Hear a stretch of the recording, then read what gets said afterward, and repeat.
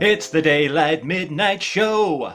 Hello and welcome to the Daylight Midnight Show. My name is Greg and I just want to prove to you that I am complying with the rules of outfit roulette from last week and wearing braces. You just can't see them because they're hidden under this massive jacket. And with that in mind, I've made a slight change to the outfit roulette motherboard here on the Door of Delights. This jacket is very bright, which does weird things to the camera. It's very warm, it's very heavy, it's very constricting, and it's very noisy as well. So I don't think it's suitable as a costume to wear any other time when we're doing the Daylight Midnight Show. So I've taken it off the motherboard and I've replaced it with a dressing gown, and I know I wore my dressing gown quite a lot in the last series, so I've put my wife's dressing gown, which is too small for me and is flowery and pink. So that is now on the Door of Delights on the outfit roulette motherboard in place of this. So this is the last time you'll be seeing this and dealing with the silly noises. Also on the Door of Delights, I've put up the crest of Mexico's football team based on what we did last week in the show, and I was going to print it out bigger, but actually I think it looks quite nice there. It's about the right size for the crest. It fits in this nice little bit here next to Krusty the Clownfish, who has now been officially named. And it also means there's more room on the Door of Delights for other things that we might want to pin up on there. So with that, let's give you a rhyming couplet to start the show then. Every day it's dark now when I go to eat my tea. I can't wait till March when we're back in BST. Yes, British summertime cannot come quickly enough for me, but there's nothing we can do about that. So let's do our little quiz. Now you may notice we've had a slight change around here. DM is sitting at the other side of the radiator and he's also in position already. This is after last week's debacle where at some point after about 2.5 minutes I accidentally sent him flying across the room. So he's now in position already. Why is he sitting there? He's guarding this expensive display cabinet. What is on the expensive display cabinet? The answer to this week's riddle. What mystery object am I describing here? Bigger than a frog, smaller than a fortress, and I mentioned it a lot during the last episode. Bigger than a frog, smaller than a fortress, and I mentioned it a lot during the last episode. And don't forget, because the words in the clue begin with the letter F, you know the answer also begins with the letter F. And don't forget as well that if you get the answer right, which I'll reveal at the end of the show, you award yourself a prize from your own cupboards. And we'll just wait and see if DM survives it or I knock him flying out of the way. So let's move on to the Cartoonimator, which now has its own theme song. A ship that carries cargo is sometimes called a freighter. Let's see what gets thrown out by Greg's Cartoonimator. My voice isn't in tune, but at least the guitar is for a change. So the Cartoonimator basically kind of sucks in all my thoughts and feelings and energy around the room throughout the course of the week. And it comes up with a nice little cartoon for me to pin on the Door of Delights that sums up what's been going on over the past 7 days, and I can explain to you why it's relevant. And this week, the cartoon looks like this. Now this is something I've been thinking about for years really, and I know I mentioned it during series 2, and in fact it was on my list of unfinished business that I wrote at the end of series 2 of stuff that I'd mentioned and not got around to doing anything with. And this is one that I thought I probably would never get around to doing because it needs a lot of planning, it needs a lot of thought, and I wanted to do like a big special show about it, but in the end it popped in my head again this week and I thought let's just do it. I'll just give you the idea, I'll put it out there and we'll see if we can drum up some support for it. So it says NAIL at the top. This stands for the National Anti-Ironing League, and I like the fact that it's a nice acronym and the fact that it means we can have a logo of some kind and we can come up with a slogan that effectively is let's put a nail in ironing forever. So that's why I've done this drawing. This is just a work in progress. So I'm going to pin this up on the Door of Delights and then I'll explain to you my thinking behind it. But basically, I think we need to get rid of the act of ironing altogether. It needs to be wiped from human existence.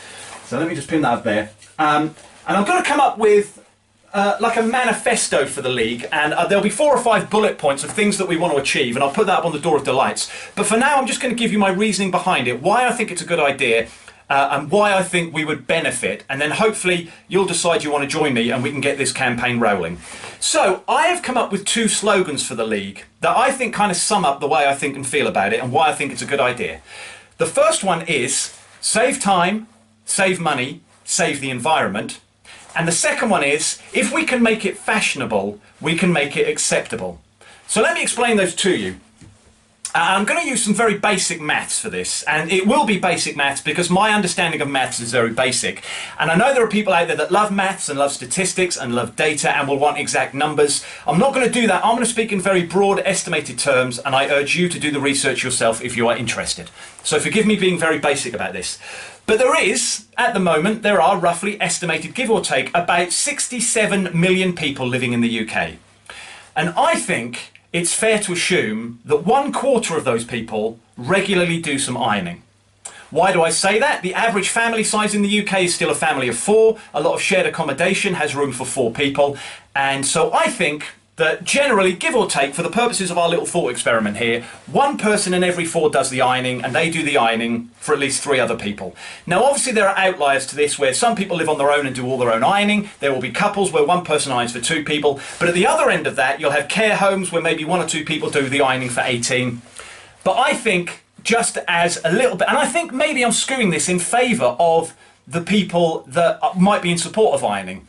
I think I'm being generous with my numbers, but let's stick with this for now. So 1/4 of the UK population regularly does ironing. Another estimate for you, based on a little time and motion study that I've done in my own house, based on my own behaviour, I think if you're doing the ironing every week for 4 people, it's going to take you about 2 hours. And again, this is an estimate, but if you've got school uniform, if you've got work clothes, if you've got sports kit, I think 2 hours every week for 4 people is pretty much an okay estimate for how much ironing you're doing in the course of a week. So, if we're saying that there are 67 million people in the UK and 1/4 of those do ironing every week, that is, roughly give or take, 17 million people that are ironing every week. And if we're saying that the ironing that they do every week takes them 2 hours, that is 34 million hours every week that is being done on ironing in the UK alone. Think what we could do with those 34 million hours. Something that a lot of people complain about is not having spare time. You know, the modern world drives you to be constantly connected to what's going on in the world. You don't want to miss out on what's happening. You want to be in contact with people all the time. So people don't have time for things like reading, walking, spending time with the family, exercising, reading, learning a language. 34 million hours are suddenly available in which you can do those things. And I'm not talking as a one-off. I'm talking every week, 34 million hours are available. Which leads me to another point. Because if 34 million hours a week are being spent ironing, that's 34 million hours a week where irons are being powered by electricity.